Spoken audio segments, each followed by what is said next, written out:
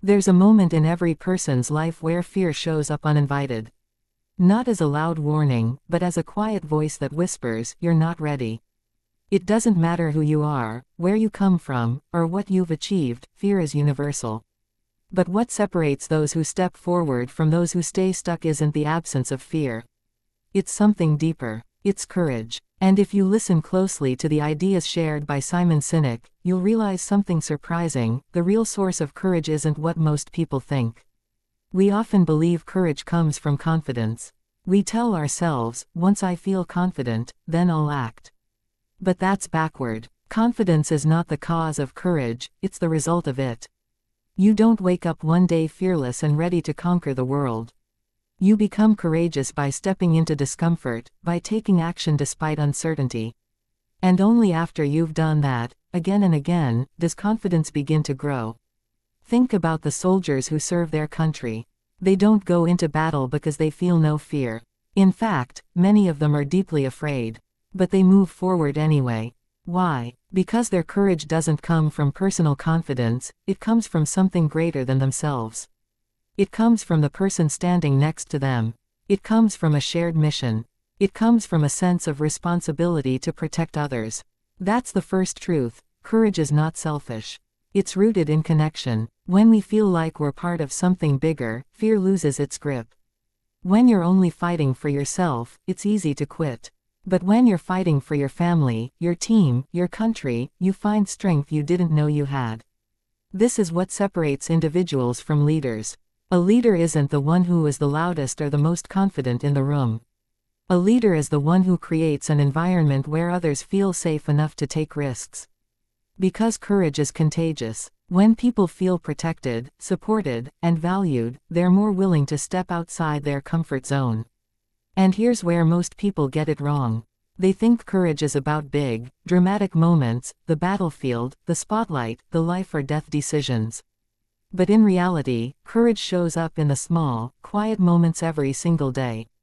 It's the courage to speak up when something feels wrong. The courage to admit you made a mistake. The courage to ask for help when you're struggling.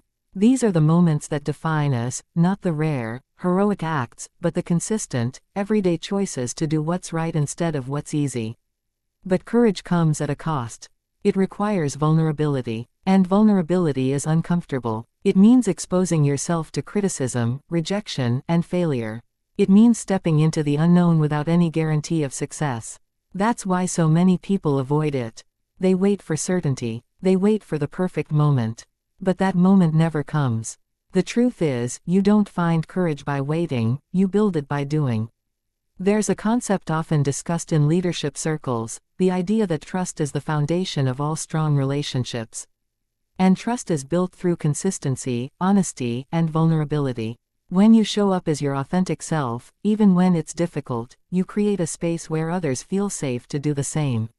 This is especially important in high-pressure environments like the armed forces. In situations where lives are on the line, trust isn't optional, it's essential. And that trust doesn't come from rank or authority. It comes from knowing that the person beside you has your back, no matter what.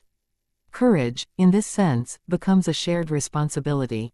It's not about being the strongest individual, it's about being part of a strong team. And here's something else that's important. Courage is not the absence of doubt. Even the most experienced leaders question themselves. They wonder if they're making the right decision. They feel the weight of responsibility. But they don't let that doubt paralyze them. Instead, they acknowledge it, and move forward anyway. Because courage is a choice. Every single day, you're faced with decisions. Some are small, some are life-changing, and in those moments, you have two options: choose comfort, or choose courage. Comfort feels safe. It's predictable. It protects you from failure, but it also limits your growth. Courage, on the other hand, is uncertain. It's risky, but it's also where transformation happens. If you look at the stories of people who have achieved greatness, you'll notice a pattern. They didn't wait until they felt ready. They acted in spite of fear. They took the first step, even when they couldn't see the entire path. And that's the second truth. Courage creates clarity. You don't need to have everything figured out before you begin. In fact, you never will. Clarity doesn't come before action, it comes because of action. The more you step forward, the more you learn. The more you learn, the more confident you become. And the cycle continues. But there's one more piece to this puzzle: the environment you surround yourself with. If you're in a place where people constantly judge, criticize, or undermine you, it becomes incredibly difficult to be courageous. Fear thrives in toxic environments. But when you're surrounded by people who support you, challenge you, and believe in you, courage becomes easier. That's why leadership matters so much. The best leaders don't demand courage, they inspire it. They create cultures where people feel safe to fail, safe to learn, and safe to grow. And this applies to every area of life, not just the military, not just business, but relationships, friendships, and personal development. So if you're waiting to feel ready, stop waiting. If you're waiting for fear to disappear, it won't. Fear is part of the process. It always will be. Instead, shift your focus. Ask yourself, who am I doing this for? What do I stand for? What matters more than my fear? Because when your why is strong enough, fear becomes secondary. And that's the real source of courage. It's not found in motivation, or confidence, or even experience. It's found in purpose. It's found in connection. It's found in the willingness to put something greater than yourself ahead of your own comfort. So the next time you feel that voice of fear creeping in, don't try to silence it. Acknowledge it, accept it, and then take a step forward anyway. Because courage isn't something you're born with. It's something you choose.